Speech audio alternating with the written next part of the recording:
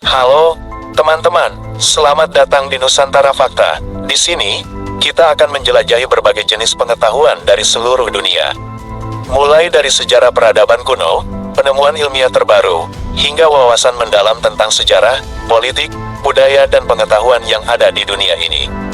Dan saya sangat bersemangat untuk berbagi berbagai fakta menarik dan cerita yang inspiratif dengan kalian semua. Periode Pradinasti, sebelum 3100 SM. Periode Pradinasti adalah masa awal kehidupan dan pemukiman di sepanjang Sungai Nil. Komunitas-komunitas kecil mulai bercocok tanam dan memelihara ternak, dengan bukti arkeologis menunjukkan adanya teknik pertanian yang canggih.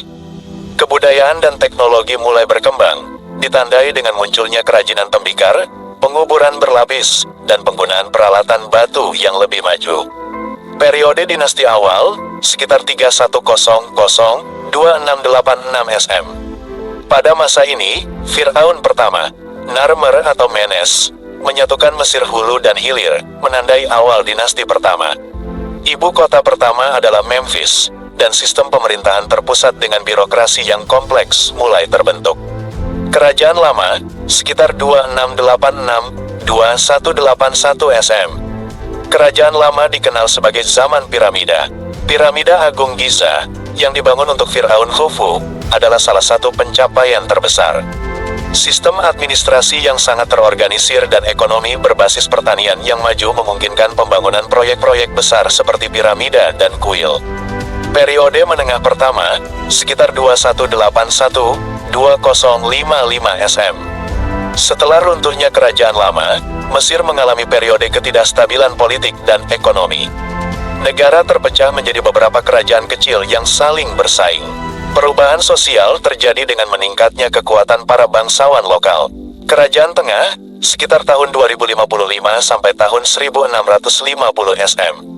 Fir'aun Mentuhotep kedua dari dinasti ke-11 menyatukan kembali Mesir, mengawali periode kemakmuran dan stabilitas.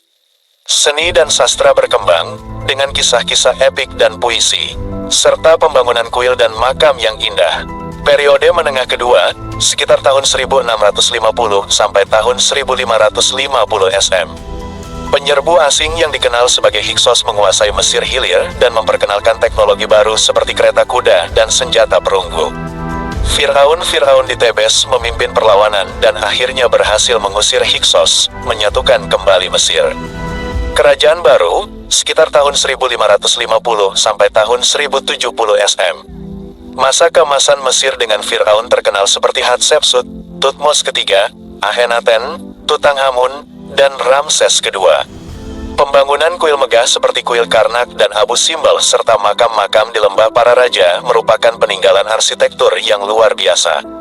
Periode menengah ketiga, sekitar tahun 1070 sampai 664 SM. Periode ketidakstabilan dengan kekuasaan yang terpecah antara penguasa lokal dan Fir'aun.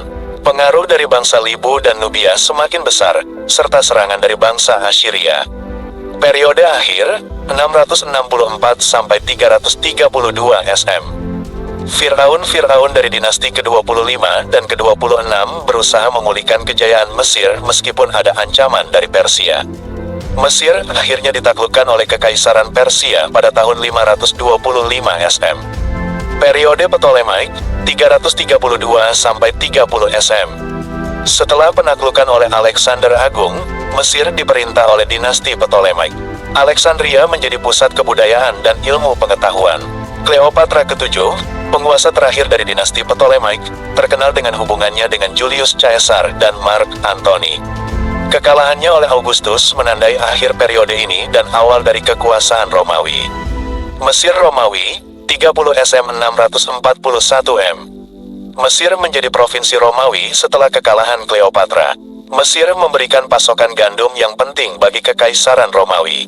Penyebaran agama Kristen menjadi signifikan pada periode ini, dengan Alexandria menjadi pusat penting bagi pemikiran Kristen awal.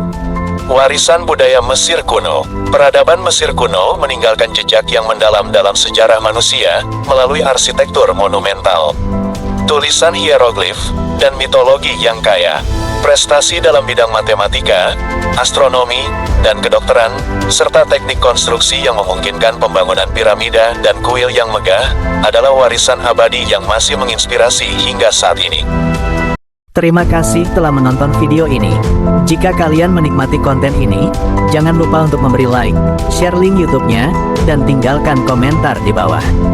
Kami sangat menghargai setiap feedback dari kalian.